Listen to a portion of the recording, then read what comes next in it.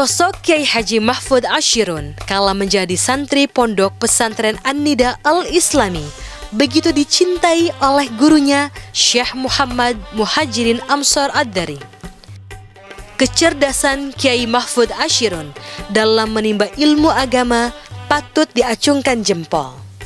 Pasalnya, dengan berbekal ilmu yang dimiliki, beliau mampu menyerap berbagai macam ilmu dari Syekh Muhajirin, baik ilmu nahwu soraf, fikih, tauhid, tasawuf, tafsir, falak, dan terutama ilmu hadis yang menjadi spesialis Syekh Muhajirin Ad-Dari.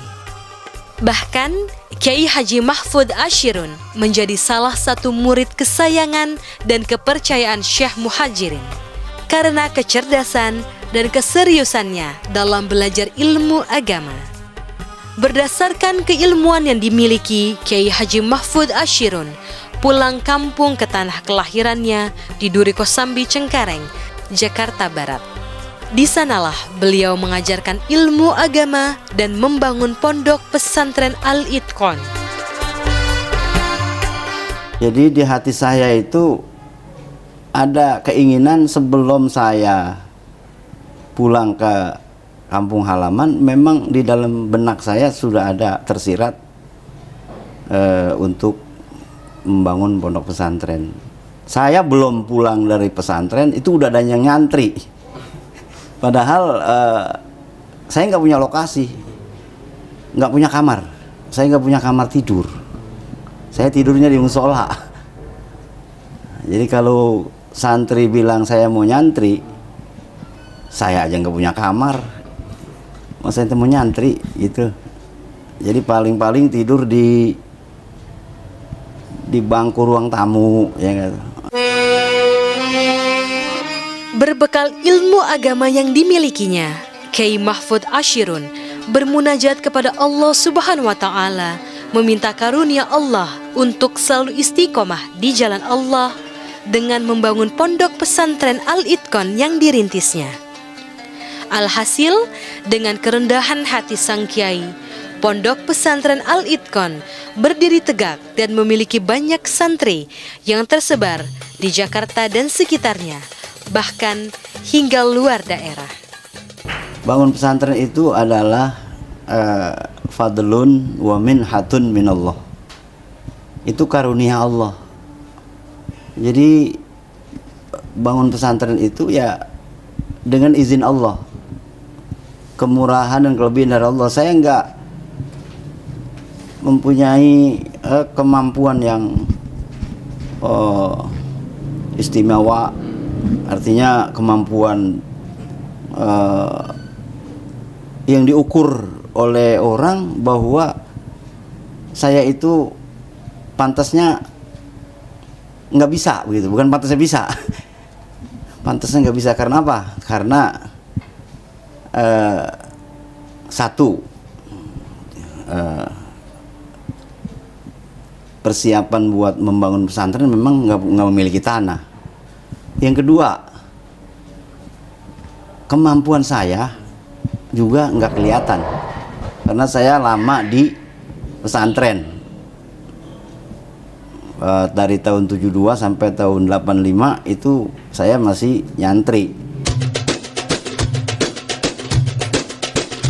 Perjalanan panjang dalam mendirikan pondok pesantren Al-Itqan dilalui oleh Kiai Haji Mahfud Ashirun, penuh rintangan dan tantangan. Perlahan namun pasti, dan dengan mengedepankan husnuzon kepada Allah Subhanahu wa Ta'ala, Kiai Haji Mahfud Ashirun mampu melewati segala bentuk permasalahan dengan penuh keikhlasan dan disandarkan kepada Sang Maha Pencipta, Allah Jalla Jalallah. Tantangan ada, tapi itu saya lalui dengan rasa husnuzon saya kepada Allah Subhanahu wa Ta'ala, bahwa rencana pembangunan pondok pesantren yang saya cita-citakan, saya yakin akan ditolong oleh Allah Subhanahu wa Ta'ala. Modalnya ya apa yang disabdakan oleh Rasul, yaitu dalam hadis qudsi dikatakan, ana inda dhanni abdi falyazun nabi khaira, gitu. Falyazun nabi masya. Jadi husnuzon saya itu bahwa apa yang saya cita-citakan itu berhasil, insya Allah. Tidak cepat lambat pun saya bilang ini kepada orang-orang tua kami, guru-guru kami, tokoh masyarakat juga, saya bilang ini insya Allah perluasan madrasah diniyah yang akan menjadi pondok pesantren, insya Allah akan menjelma, nggak lama, nggak cepat, lambat pun itu saya yakin bisa terlaksana.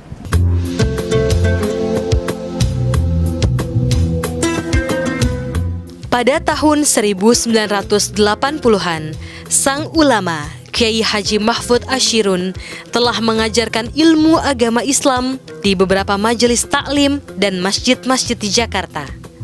Hingga kini, beliau masih aktif mengajar, walaupun beberapa santrinya telah menjadi dosen dan orang yang berpengaruh di negeri ini. Dan dalam pandangan para santrinya, sosok Kiai Haji Mahfud Ashirun memiliki julukan sebagai guru pecinta ilmu yang cerdas dan arif dalam bertindak. Pak Kiai Mahfud adalah guru saya. Saya berguru kepada beliau sejak tahun 88 ya, 1988.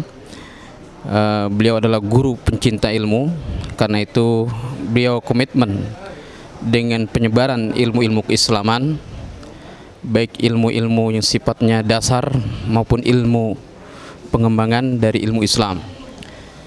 Jadi beliau memang sejak muda, dan saya berguru kepada beliau sejak beliau muda, mulai dari ilmu Nahwu, beliau mengajarkan kitab Syarah Ibnu Aqil, kemudian ilmu hadis, ya, mengajarkan kitab Bulughul Maram, kemudian ilmu